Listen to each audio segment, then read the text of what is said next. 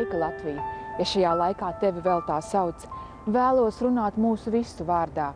Es zinu, ka tu to jau zini, bet gribu pateikt, ka mūs apzaga. Piedod par to, ka tu kliedzi, bet mēs nedzirdējām. Mēs lasījām ziņas un aforismus internetā, un tās kaķīšu bildes. Tās ir tik mīļas.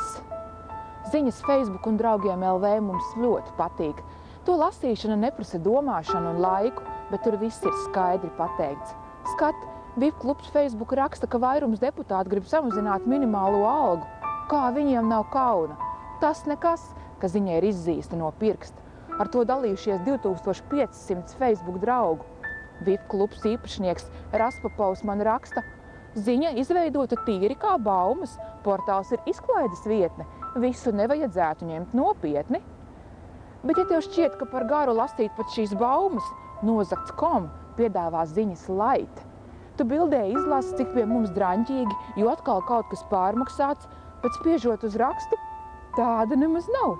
Bet mums patīk.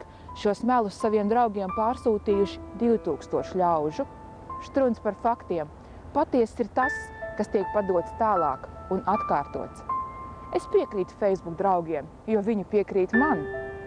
Tikmēr šo ziņu radītāji, Facebook biznesmeņi un youtuberi priecīgi berzē rokas, jo katrs klikšķis nozīmē piķi. Zini, kā vienmēr dabūs 100 eiro? Aizrāda 100 krēsliem. Piedod, Latvija, ka ātrāk nesapratām, ka ziņas sastāv no zeltenes citātiem, dievietes receptēm un Nozakts.com jālajiem politiskajiem jokiem un kaķīšiem. Piedod, Latvija, ka viss, ko mēs mākam, ir priekš kaķiem.